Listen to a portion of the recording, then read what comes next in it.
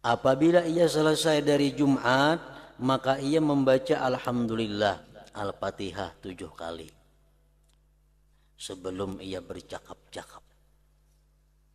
Dan Qul huwallahu ahad dan Mu'awwizataini surah Al-Falaq dan An-Nas 7 kali, 7 kali. Yang kayak biasa tuh. Wasallim ya salam ala nabi khairil anam wal ali wa sahbihi. Bismillahirrahmanirrahim. Alhamdulillahi rabbil alamin wassalatu wassalamu ala habibillah sayyidina maulana Muhammad ibni Abdillah wa ala alihi wa sahbihi wa mawalah. Waqad qala al-imam hujjatul islam Abu Hamid Muhammad bin Muhammad al-Ghazali rahimahullah wa nafa'ana bi ulumi as-saminu ay yaqta'a as-salata inda khurujil imam wa yaqta'a al-kalama aydan bal yashtaghilu bi jawabil muazzin thumma bi istima'il khutbah wa qad jarat 'adatu ba'dil awam bis sujud inda qiyamil muazzinin wa lam yathbut lahu aslun bi atharin wala khabar ولكنه إن وافق سجود تلاوة فلا بأس بها للدعاء لأنه وقت فاضل ولا يحكم بتحريم هذا السجود فإنه لا سبب لتحريمه. وقد روي عن علي وعثمان رضي الله عنهما أنهما قال من استمع وأنصت فله أجران ومن لم يستمع وأنصت فله أجر ومن سمع ولغ فعليه وزران ومن لم يستمع ولغ فعليه وزر واحد. وقال صلى الله عليه وسلم من قال لصاحبه والإمام يخطب أنصت أو ما فقد لغى ومن لغى والإمام يخطب فلا جمعة له. وهذا يدل على أن الإسكات ينبغي أن يكون بإشارة أو رمي حصاة لا بالنطق. وفي حديث أبي ذر أنه لما سأل أبيا والنبي صلى الله عليه وسلم يخطب فقال متى أنزلت هذه السورة فأومأ إليه أن اسكت فلما نزل رسول الله صلى الله عليه وسلم قال له أبي اذهب فلا جمعة لك فشكاه أبو ذر إلى النبي صلى الله عليه وسلم فقال صدق أبي وإن كان بعيدا من الإمام فلا ينبغي أن يتكلم بالعلم وغيره بل يسكت لأن كل ذلك يتسلسل ويفضي إلى هينمة حتى ينتهي إلى المستمعين إلى آخر. Makna dari kalam Al-Imam Al-Ghazali rahimahullah wa nafa'ana bi ulumih. Yang ke-8 daripada adab Jumat. Memutuskan salat, memutuskan sembahyang sunat ketika keluarnya imam dan juga memutuskan percakapan. Maksudnya adalah kalau kita misalnya sembahyang sunat di masjid, sembahyang habis 2 rakaat, sembahyang lagi habis 2 rakaat, sembahyang lagi, menunggu. Kemudian khatib sudah naik ke mimbar, ampih sembahyang. Diganti dengan mendengarkan azan dan menjawabnya.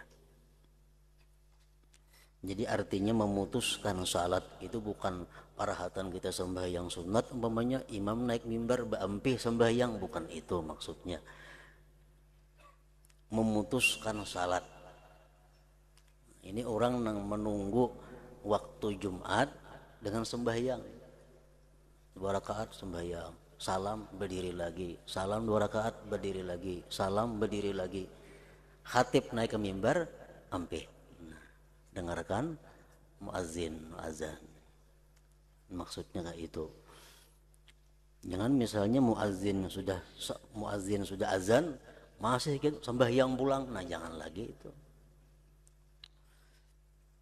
Tapi kalau parahatan kita sembahyang, pas orang khatib naik ke mimbar, orang azan kedua, tarusakan ke sembahyang tuntungakan sembahyangnya. Jadi artinya memutuskan salat macam itu maksudnya. Memutuskan salat ketika keluarnya imam dan juga memutuskan percakapan. Misalnya rahatan ada ceramah, rahatan ada bepandir, rahatan ada nang berkisah.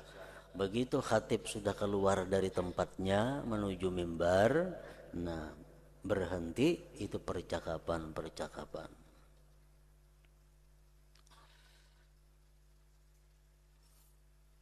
Ya macam kayak di Masjid Nabawi umpamanya atau Masjidil Haram.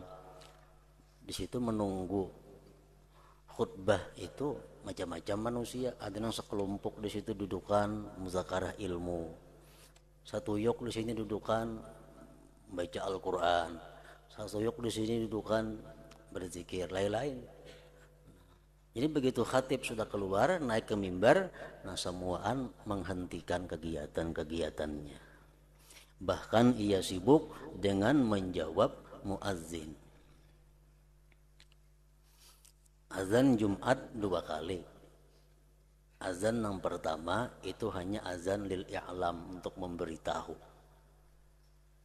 Belum lagi dikatakan itu azan Jumat yang sebenarnya.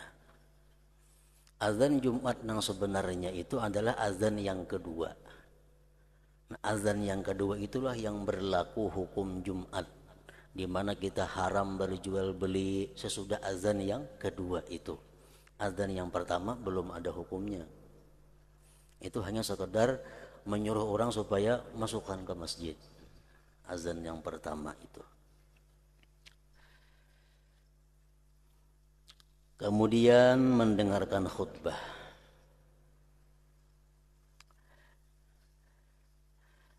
Telah berlaku adat sebagian orang-orang awam dengan sujud ketika berdirinya muazzin.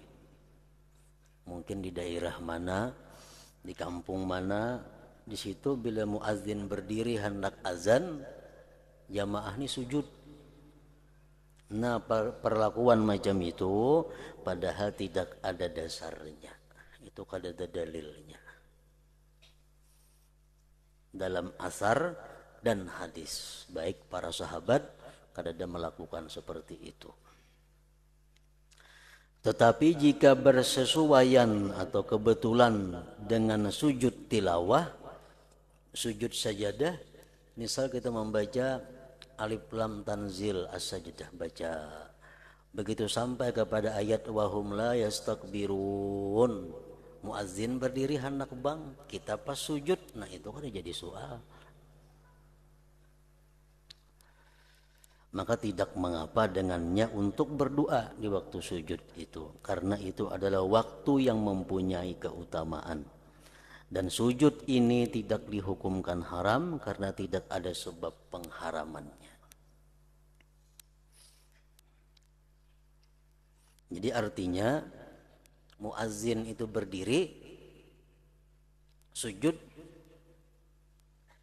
tapi sujudnya ini berbetulan dengan kita membaca surat-surat sajadah, surat yang ada sujudnya. Itu ada jadi masalah, bahkan bagus. Baca Alif Lam Tanzil tadi, baca sampai wahum la yastakbirun, pas berbetulan muazzin berdiri hendak azan yang kedua, sujud kita pas bacaan kita memang sujud juga, nah itu bagus. Tapi kalau berdahara sujud wara, nah itu kada ada dalilnya. Kada ada dalilnya. Bacaan Quran kada misalnya begitu muazzin hendak naik azan yang kedua, sujud ha, nah itu kada berdasar. Kada berdasar. Telah diriwayatkan dari Ali dan Utsman radhiyallahu anhuma bahwasanya keduanya berkata, barang siapa yang mendengarkan dan diam, maka ia mendapat 2 pahala. Orang mahutbah, khatib mahutbah, kita mendengarkan sekaligus kita diam. Pengertian diam di sini, diam secara menyeluruh, diam mulut daripada berkata-kata, diam anggota tubuh daripada berbuat yang sia-sia. Khatib berkhutbah, kita diam mendengarkan, maka ia mendapat 2 pahala. Pahala diamnya dapat, pahala mendengarkan khutbah itu dapat. walaupun kada mengerti isi khutbah itu. Jamaah itu kada disyaratkan mengerti khutbah, kada. Syaratnya mendengar aja.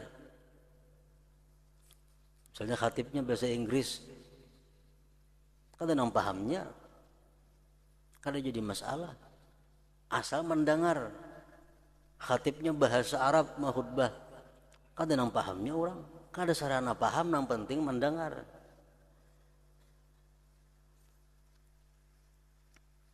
Wa idza sa'idal khatibul mimbar fastami'u lahu.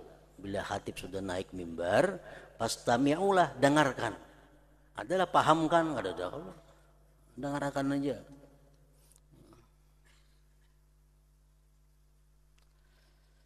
Barang siapa yang tidak mendengarkan dan dia diam, maka ia mendapat satu pahala. Jauh lawan khatib duduk, sehingga kada mendengar apa yang dihutbah. Tapi sidin diam aja, dapat satu pahala.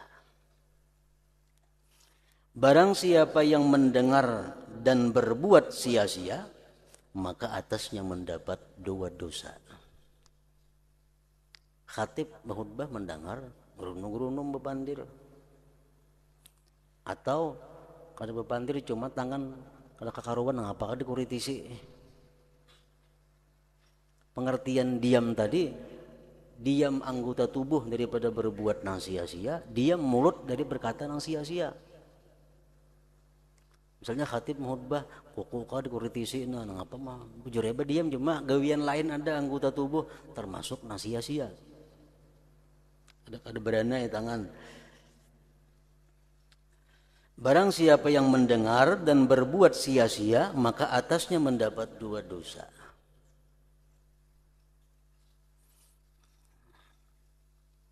Untung aja perempuan kada wajib Jumat. Kada wajib Jumat ngalih beana bini-bini. Kenapa? Ngalih beranai. Guru numan. Di mana aja. Untung laki-laki aja yang wajib sembahyang Jumatnya kalau beranai mengadakan khutbah itu.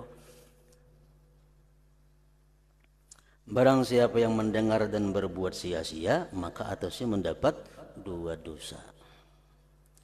Dan barang siapa yang tidak mendengar dan ia berbuat sia-sia, maka atasnya 1 dosa. Nah, kata mendengar khatib mahutbah, kalau bepandiran maka atasnya 1 dosa. Di warung dudukan kalinya mendengar bang orang mahutbah, pandir gerunuman, orang kamat hanya kena kamu sejidan, nah kartakah sembayangnya pulang. Dan barang siapa yang tidak mendengar dan ia berbuat sia-sia, maka atasnya 1 dosa. Itu perkataan Sayyidina Ali dan Sayyidina Utsman radhiyallahu anhuma.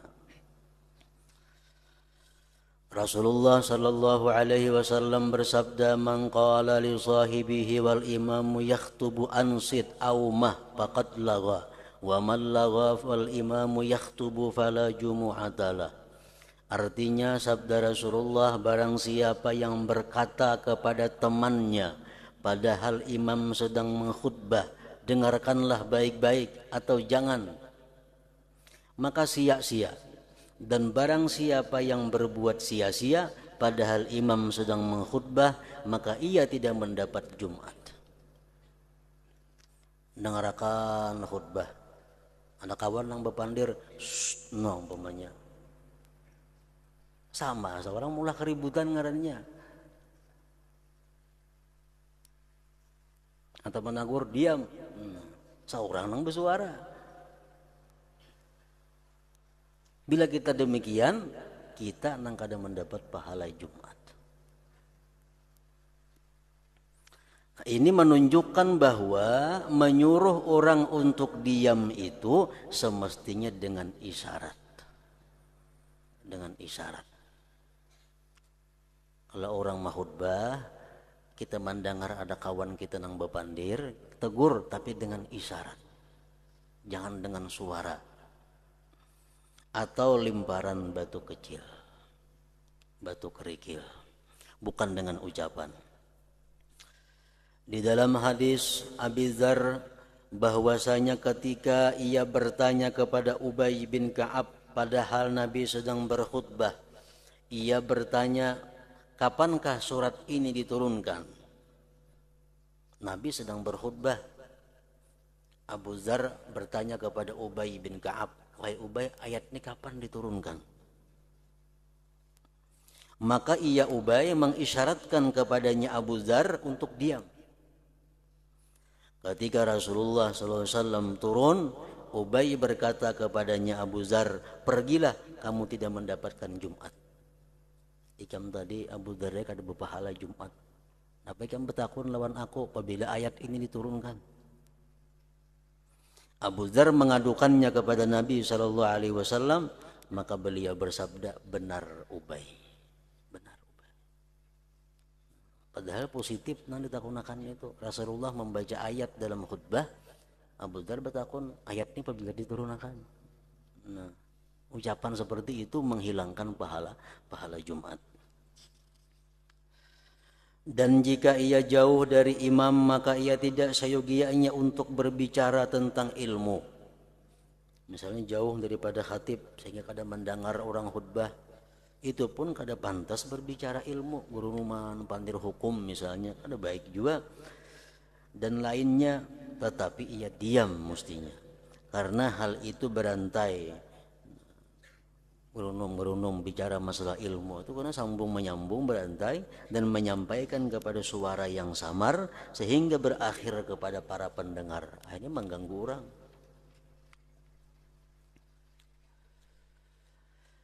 Dan ia tidak duduk pada lingkaran orang yang bercakap-cakap. Jauh kita orang berpandiran misal di sini, orang mau khutbah, jauh kita. Barang siapa yang lemah dari mendengarkan karena jauh, maka hendaklah ia mendengarkan baik-baik, itulah yang disukai. Nah, kita jauh misalnya kadang-kadang diam, itu yang lebih disukai. Apabila waktu berkhutbah imam itu dimakruhkan untuk salat, maka bercakap-cakap itu lebih utama kemakruhannya. Khatib berkhutbah sembahyang aja kada boleh, apalagi bepandir. Ali karramallahu wajhah berkata, dimakruhkan salat itu pada 4 saat, yaitu sesudah salat subuh. Sesudah sembahyang subuh makruh sembahyang sampai terbit matahari lewat sakadar tumbak, ujar di dalam kitab fikih. Sakadar tumbak itu artinya 16 menit kurang lebih. Umpamanya terbit matahari jam 6 lewat saparapat, maka hanya sembahyang sunat. Sesudah salat asar jangan hendak sembahyang sunat juga. Tengah hari artinya pas matahari di tengah, jangan hendak sembahyang juga. Dan salat di mana imam sedang mengkhutbah. Yang ke-9, dalam makmum Jumat hendaklah ia memelihara apa yang telah kami sebutkan pada selainnya. Apabila ia mendengarkan bacaan imam, maka ia tidak membaca selain Al-Fatihah. Cukup Fatihah dibaca. Makmum. Apabila ia selesai dari Jumat, maka ia membaca Alhamdulillah Al-Fatihah 7 kali sebelum ia bercakap-cakap. Dan Qul huwallahu ahad dan Mu'awwizataini surah Al-Falaq dan An-Nas 7 kali. Yang kayak biasa itu sudah. Sebagian salaf meriwayatkan bahwa orang yang mengerjakannya akan terpelihara dari Jumat ke Jumat berikutnya dan menjadi penjaganya dari syaitan.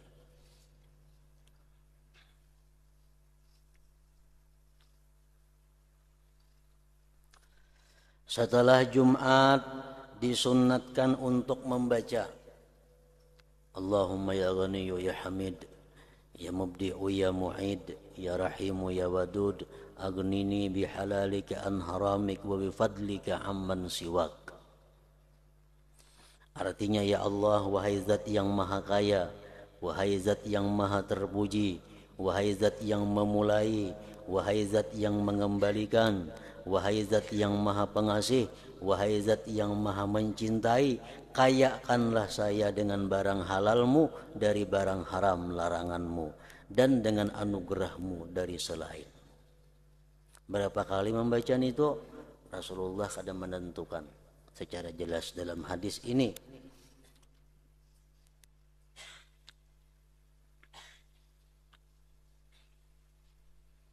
Ada yang mengatakan dibaca sekurang-kurangnya 3 kali,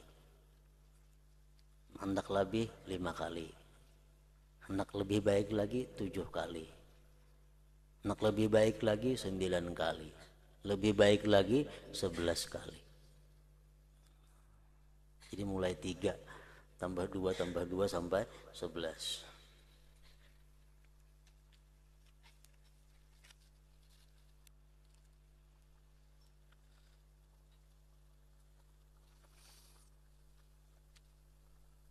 Dikatakan bahwa barang siapa yang mengakalkan terus-menerus membaca doa ini, maka Allah yang Maha Suci mengayakkannya dari makhluknya, dan ia memberi rezeki kepadanya dari sesuatu yang tidak diperkirakan. Jadi untuk orang yang sembahyang Jumat, doa yang paling baik dibaca doa ini. Misalnya kita jadi imam Jumat, doa nang apa yang dibaca yang paling bagus? Doa ini dahulu dibaca. Hendak tambahan yang lain sesudah ini, Allahumma ya Ghani ya Hamid ya Mumdi'u ya Mu'id ya Rahim, itu yang paling baik. Sesudah Jumat ia salat 6 rakaat. Ibnu Umar radhiyallahu anhuma meriwayatkan bahwasanya Nabi sallallahu alaihi wasallam salat 2 rakaat sesudah Jumat, dan Abu Hurairah meriwayatkan 4 rakaat. Ali dan Abdullah bin Abbas radhiyallahu anhum meriwayatkan 6 rakaat. Seluruhnya itu sahih dalam berbagai keadaan yang berbeda-beda, dan yang lebih sempurna itu adalah lebih afdal. Untung sembahyang Jumat habis bacaan yang 77 tadi dan bacaan-bacaan yang lainnya, hanya sembahyang. Ada bacaan-bacaan yang bagus lagi yang diajarkan Rasulullah SAW dalam satu hadisnya yang diriwayatkan oleh Ibnu Sunni dan Ad-Dailami, bahwa kata Rasulullah, siapa yang mengata sesudah sembahyang Jumat dan dia masih duduk, belum berdiri dari tempat duduknya, membaca subhanallah wa bihamdih, subhanallahil azim wa bihamdih, astaghfirullah. Subhanallah wa bihamdih, subhanallahil azim wa bihamdih, buat di azimnya yang kedua astaghfirullah. Subhanallah wa bihamdih, subhanallahil azim wa bihamdih, astaghfirullah 100 kali. Ghafarallahu lahu mi'ata alfi zambin, Allah ampuni bagi dia 100.000 dosa. Allah ampuni bagi dia 100.000 dosa. Wali walidayhi arba'ata wa isyrina alfa zambin, dan untuk kedua orang tuanya diampuni 24.000 dosa. Ini digawi seumur hidup barang sekali. Enggak ada hendak tiap minggu menggawi. Subhanallah wa bihamdih, subhanallahil azim wa bihamdih, astaghfirullah 100 kali. Imbas sembahyang Jumat sebelum berdiri dari tempat duduk. Berarti belum sembahyang ba'diyah ngarannya dulu. Yang sudah sembahyang berdiri ngarannya. Subhanallah bihamdi, subhanallahil azim wa bihamdi, astaghfirullah 100 kali. Allah ampuni 100.000 dosanya dan 24.000 dosa kedua orang tuanya.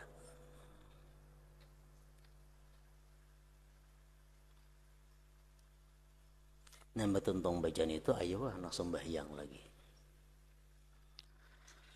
Sesudah Jumat ia salat 6 rakaat tadi. Ibnu Umar radhiyallahu anhuma meriwayatkan bahwasanya Nabi sallallahu alaihi wasallam salat 2 rakaat sesudah Jumat, dan Abu Hurairah meriwayatkan 4 rakaat. Ali dan Abdullah bin Abbas radhiyallahu anhum meriwayatkan 6 rakaat. Seluruhnya itu sahih dalam berbagai keadaan yang berbeda-beda, dan yang lebih sempurna itu adalah lebih afdal. Macam-macam caranya ini. Ada yang mengatakan sesudah Jumat itu kita tuntung bacaan-bacaan tadi, sembahyang ba'diyah Jumat 2 rakaat. Ba'diyah Jumat 2 rakaat.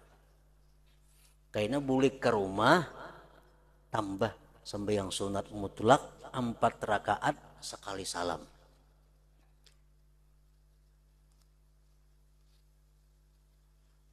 Tuntung bewirid Jumat, tuntung berdoa sudah, bewirid sudah, sembahyang ba'diyah Jumat 2 rakaat, mulik ke rumah, tambah di rumah 4 rakaat sekali salam, sunat mutlak.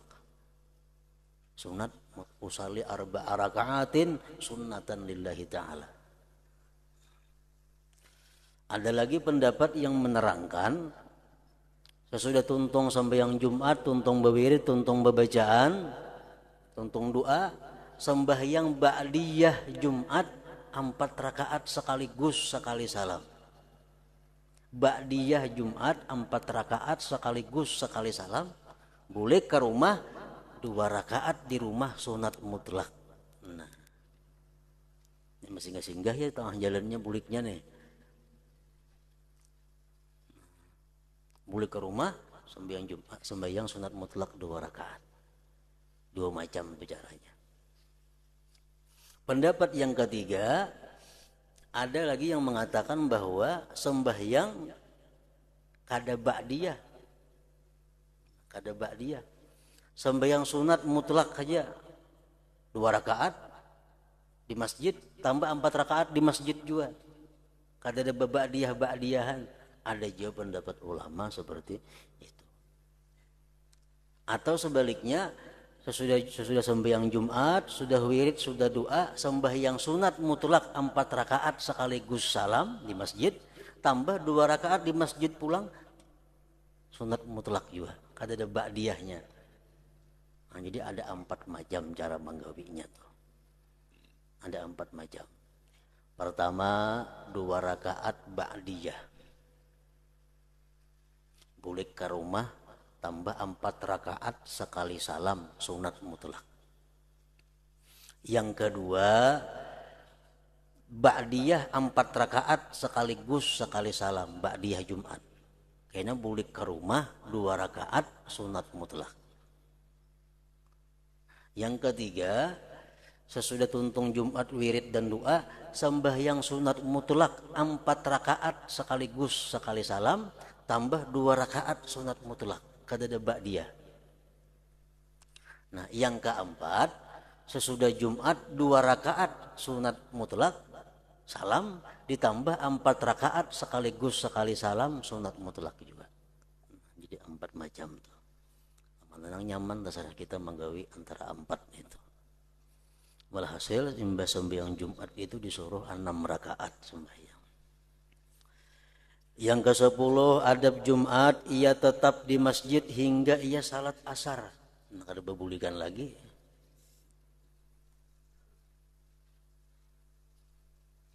Kada dipadahkan, kada itu beramalan, kada begana di masjid, guring kenapa kah sampai asar. Yang penting i'tikaf. Jadi i'tikaf mulai datang pukul 11 ke masjid, i'tikaf umpamanya sampai kena asar di masjid pulang.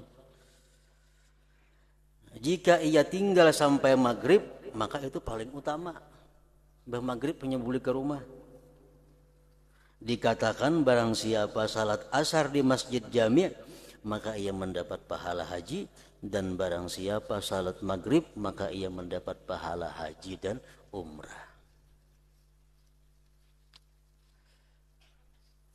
Jika ia tidak merasa aman akan berpura-pura dan masuknya penyakit seperti riya atasnya dari pandangan makhluk kepada i'tikafnya, atau ia takut masuk pada sesuatu yang tidak berguna, maka yang lebih utama adalah ia kembali ke rumahnya dengan berzikir kepada Allah Azza wa Jal, memikirkan tafakkur mengenai nikmat-nikmatnya, bersyukur kepada Allah atas taufiknya, takut daripada kelalaiannya, mengawasi hati dan lidahnya sampai terbenam matahari sehingga saat yang mulia itu tidak terlewatkan atasnya.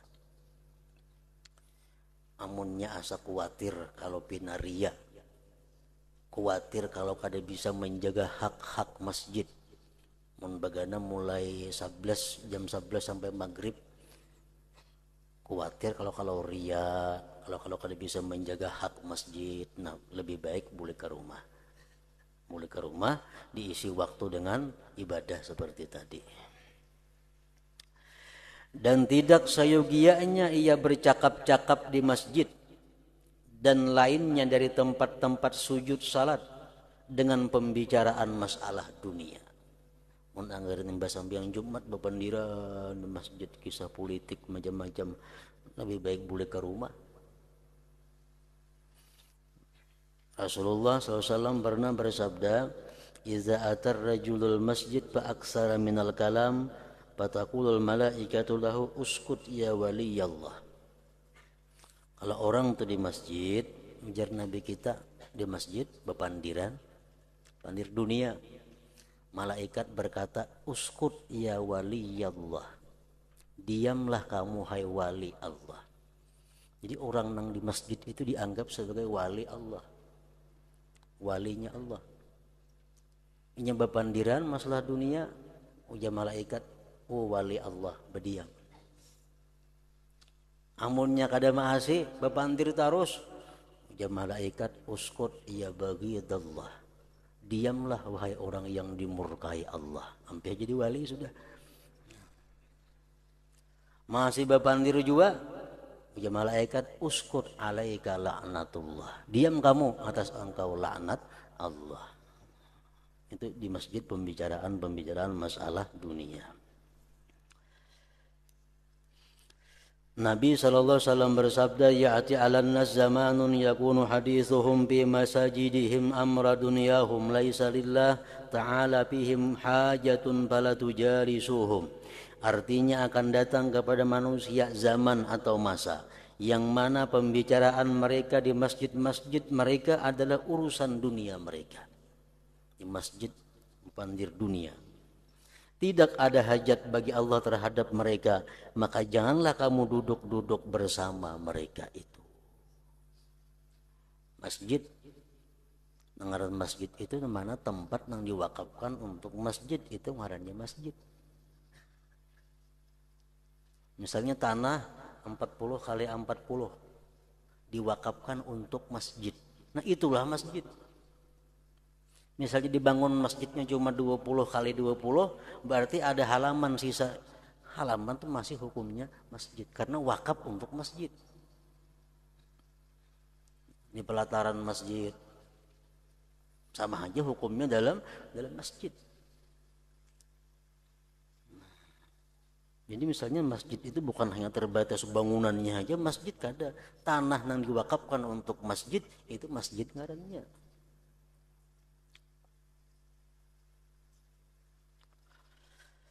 Keterangan adab-adab dan sunat-sunat yang keluar dari urutan yang terdahulu yang mengumumi pada seluruh siang ada 7 perkara, yaitu 1. Mendatangi majelis-majelis ilmu pagi-pagi atau sesudah asar hari Jumat itu, dan tidak menghadiri majelis-majelis kisah. Artinya kita tolak ke majelis ilmu besokan Jumat atau kamarian Jumat, tapi yang kita datangi itu majelis ilmu, bukan majelis bagi kisahan.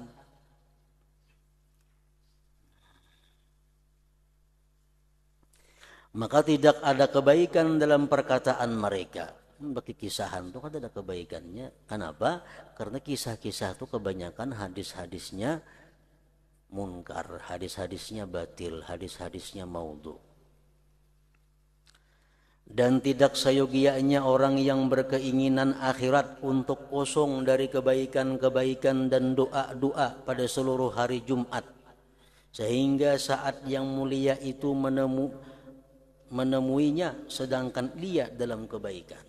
Jadi Jumat itu hari raya kaum muslimin, hari Allah banyak melimpahkan anugerah. Sayogianya hari itu jangan disia-siakan untuk urusan-urusan duniawi, diisi dengan urusan kebaikan, supaya dalam saat nang mustajab hari Jumat itu kita berada dalam kelakuan baik. Kebaikan itu bukan hanya membaca Quran, bukan hanya membaca salawat, bukan hanya zikir. Kebaikan itu banyak, termasuk it'amut ta'am, memberi makan orang. Jadi mulai ibu-ibunya di rumah, bini-bini yang menyiapkan makanan, membesuhi piringnya, mengurakakan hambalnya, itu dapat pahala hari Jumat, termasuk berbuat kebaikan. It'amut ta'am termasuk lagi perbuatan yang bagus dilakukan hari Jumat, silatul arham, bailang lawan keluarga hari Jumat, termasuk perbuatan yang dimuliakan. Imatatul aza anit tarik, gutung royong, bersihi gut-gut jalan-jalan, termasuk kebaikan hari Jumat. Cuma jangan sehariannya gutung royong itu, dibagi-bagi waktunya. Iyadatul marda, mengilangi orang-orang sakit di hari Jumat, termasuk gawian akhirat. Ziaratu kubur auliya was salihin, ziarah ke kubur wali-wali, ke kubur orang salih pada hari Jumat, termasuk kebaikan. Ziarah ke kubur abah, mama, dan sanak hari Jumat, termasuk kebaikan. Ziarah kepada yang hidup-hidup daripada ulama, orang-orang salih, termasuk kebaikan. Nah, jadi hari Jumat itu bukan hanya di rumah melulu membaca Quran, kata dia mintu. Maksudnya apapun amal kebaikan termasuk di dalam kebaikan hari Jumat itu. Dan tidak sayogianya untuk menghadiri lingkaran duduk-duduk pada hari Jumat sebelum salat. Biasa di masjid di Arab situ sebelum Jumat tuh ada sini halakah majelis, di situ ada majelis, di masjid tuh kan betuyuk-tuyuk kayak itu nah manusia. Nah, jangan umpatan di situ kecuali ia nang tukang ceramah ini orangnya alim billah. Ia mengingatkan hari-hari Allah dan memahami tentang agama Allah yang dibicarakan di masjid di pagi hari. Maka ia duduk kepadanya. Ia menjadi orang yang menghimpun antara berpagi-pagi dan mendengarkan. Mendengarkan ilmu yang bermanfaat di akhirat itu adalah lebih utama daripada bersibuk-sibuk dengan yang sunat-sunat. Ilmu yang bermanfaat tapinya ilmu nafi', ilmu ada nafi', ada dhar. Ada ilmu yang bermanfaat, ada ilmu yang memudarat. Ilmu yang bermanfaat itu contohnya ilmu yang membuat takut kepada Allah. Ilmu yang membuat kita takut kepada Allah. Dahulunya kita wani berbuat maksiat kepada Allah. Dahulu wani berbuat maksiat. Sekarang yang kita menuntut ilmu, kita jadi takut kepada Allah berbuat maksiat. Nah itu ilmu yang bermanfaat ngarannya. Ilmu yang mudarat kayak apa? Ilmu mudarat itu ilmu yang membuat kita berani atas Allah. Dahulu bagus, takut kepada Allah, selalu sembah mengaji, berubah kelakuan. Dulunya selawar panjang, selawar handap, wah ini. Kada takut lagi lawan Allah, selawas mengaji ini tuh. Itu ilmu dar ngarannya, ilmu yang membahayakan. Ada juga ilmunya itu. Ilmunya baik aja, cuma pemahamannya yang salah. Ini menjelaskan tentang hal-hal kemurahan Allah, menjelaskan tentang kemaafan Allah, menjelaskan tentang keindahan sifat-sifat Allah. Allah pemaaf, Allah pengampun, itu melulu nang dikaji, akhirnya wani lawan Tuhan. Kalau dikaji ilmu nang sebelahnya, Allah itu maha penyiksa, Allah itu maha adil, Allah itu maha menindak. Nah sebelah aja dikaji, akhirnya wani lawan Allah, itu membahayakan ilmunya. Ilmu nang bermanfaat, ilmu nang membuat rajin beribadah. Sebelum mengaji ada ibadah, begitu mengaji rajin beribadah. Nah itu ilmu bermanfaat ngarannya. Ilmu nang mudarat napa? Dahulunya penyembahyang, imbah mengaji tang ampih sembahyang. Ada itu. Itu ilmu nang memudaratkan. Lagi belum mengaji itu sembahyang tahajud aktif, membaca surah-surah nang baik, Quran aktif, bagus ke pengajian aktif. Imbah mengaji ilmu itu kada mau lagi beramal ibadah. Sembahyang kada, puasa kada, ampun orang ya pun seorang. Itu ilmu dar, ilmu yang bermanfaat, yang memudaratkan bagi dia. Ilmu yang bermanfaat lagi, ilmu yang mengakibatkan kita merasa hina diri. Ilmu yang bermanfaat. Ilmu yang kita kaji, bila kita kaji ilmu itu kita merasa, oh diri kita hina. Diri kita sekalinya banyak dosa. Diri kita sekalinya banyak salah. Diri kita banyak ingkar kepada Allah. Nah itu ilmu yang bermanfaat. Ilmu yang bermanfaat, ilmu yang merasa kehinaan diri dan kebaikan orang lain. Orang lain baik pada aku, orang lain hatinya baik pada aku, orang lain itu ibadahnya baik pada aku, orang lain taatnya baik pada aku. Sedangkan aku banyak salahnya. Nah kalau hati kita merasa seperti itu sesudah menuntut ilmu, ilmu bermanfaat nang dikaji itu ngarannya. Sebaliknya ilmu nang mudarat, ilmu nang begitu dikaji, seorang merasa baik, orang luput semuaan. Nah mengaji, orang salah semuaan sekalinya. Nang bujur aku aja. Nah ini terbalik. Min plusnya terbalik nih. Bila orang macam ini, ya ada motornya kelanggar, berjamaah kada mau lagi, imamnya salah, orangnya kada nang baiknya, aku aja nang baik. Ya ini artinya ilmunya, ilmu nang memudaratkan dirinya. Ilmu nang baik, ilmu nang bila dikaji merasa diri kita hina, orang lebih baik. Ilmu nang memudaratkan apa begitu dikaji, seorang baik, orang luput. Nah itu.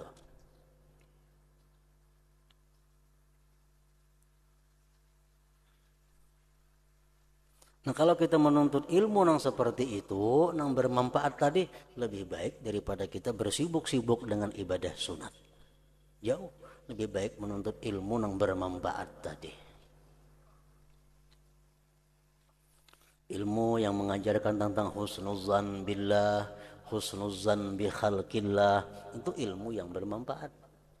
Husnuzan billah artinya baik sangka dengan Allah. Kita berdoa, kita kadang merasa doa kita tuh kada kabul. Kenapa? Kita baik sangka kepada Allah. Mungkin belum saatnya. Kada mau dalam hati kita kesimpulan bah doaku ditolak Allah, kada mau. Itu sangka buruk kepada Allah ngarannya. Kalau kita berdoa kepada Allah, ya Allah baikkanlah anakku. Bertahun-tahun dah berdoa, anak tetap kada mau baik. Kalau buruk sangka lawan Tuhan, doaku kada dikabulkan. Jangan buruk sangka itu. Kalau kita mengaji itu, mengaji luput ngarannya. Apapun tindakan Allah kepada kita, husnuzan billah. Baik sangka dengan Allah. Allah memberiku ini, mungkin ada rahasia kebaikan di dalamnya. Ada rahasia kebaikan dalamnya yang kita kada tahu. Nah kita menuntut ilmu yang macam itu, selalu baik sangka kepada Allah, ilmu bermanfaat ngarannya. Baik sangka kepada makhluk Allah, ilmu yang bermanfaat. Allah kadang menyiksa kita kalau kita luput dalam baik sangka. Orang memberi kita makanan, pada makanan itu makanan yang haram. Tapi yang memberi ini orangnya bagus, akhlaknya bagus, potongannya orangnya saleh, memberi kepada kita makanan haram. Kita melihat orang ini ada tanda-tanda orang saleh, kita terima. Karena husnuzan. Oh, sekalinya makanan haram yang diberikannya dua kita makan, kita kada berdosa. Allah kada akan menyiksa seseorang dengan husnuzan. Tapi Allah akan menyiksa seseorang dengan su'uzan walaupun bujur. Kita tuh su'uzan tetap haram walaupun bujur. Misalnya ada orang duduk di pelatar kita di malam hari. Wah, ini maling duduk nih. Ini maling nih. Padahal bujur-bujur malingnya tetap kita berdosa. Tetap berdosa. Walaupun bujur. Tapi su'uzan. Allah menyiksa kita dengan su'uzan walaupun bujur. Allah kadang akan menyiksa kita dengan husnuzan walaupun salah. Sayyid Abu Bakar Al-Adani Al-Idrus mengatakan tidak ada ruginya orang yang husnuzan dengan baik sangka itu. Bahkan keuntungan husnuzan ini Allah akan merubah sesuatu dengan husnuzan. Ujar Tuhan, ana inda zanni abdi bi. Aku ini menurut sangkaan hambaku. Maling duduk di pelatar. Nah, ampun rumah ini sangka baik. Nah, siapa di pelatar duduk malam tuh, saku orang anak betaduh aja. Padahal ini tuh maling yang membongkar rumah. Akhirnya dirubah Allah hatinya, kada jadi membongkar rumah kita karena husnuzan kita kepada si maling tadi. Ini kemuliaan husnuzan. Perampok. Nah, ini tamu mau datang nih. Mungkinnya hendak minta apa doa aku, mungkin hendak minta banyu, mungkin hendak minta makan aja nih. Husnuzan dalam hati. Akhirnya dia datang ke rumah hanya minta nasi. Karena jadi merampok berkat orang itu husnuzan. Kalau suuzan sebaliknya, orang yang baik-baik, ini perampok, saya perampok bujur datang nih toh. Dibalik oleh Allah. Ana inda zanni abdi bi. Nah, mempelajari ilmu nang sekitar husnuzan billah, husnuzan bi khalqillah, itu ilmu nang bermanfaat. Nang kita hadir di situ lebih baik daripada sembahyang sunat. Abu Dzar telah meriwayatkan inna hudura majlisi ilmin afdal min salati alfi rak'atin. Artinya sesungguhnya menghadiri majlis ilmu itu lebih baik, lebih utama daripada salat 1000 rakaat. Ilmunya ilmu nang bermanfaat tadi maksudnya.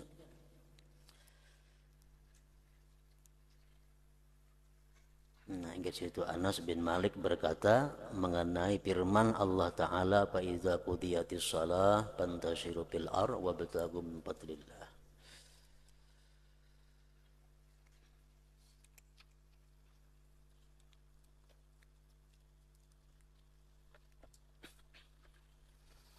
Afdalul dzikri fa'lam annahu la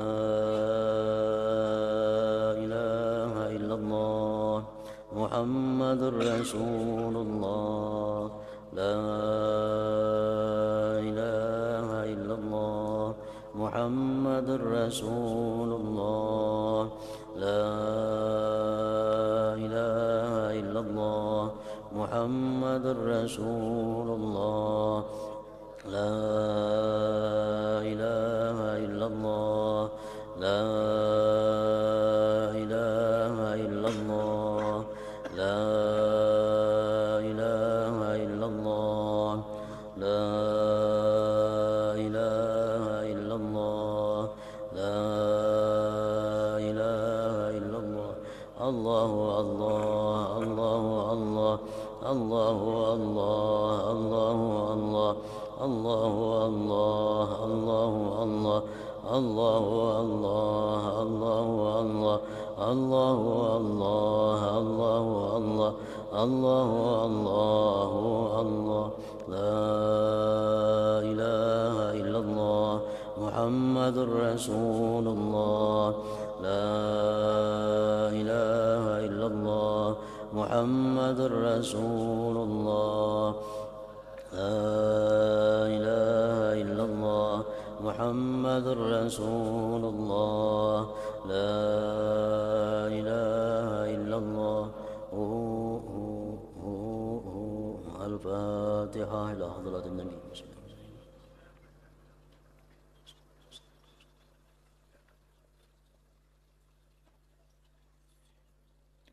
فيا أيها الرجل منه شفاعة صلوا عليه وسلموا تسليما.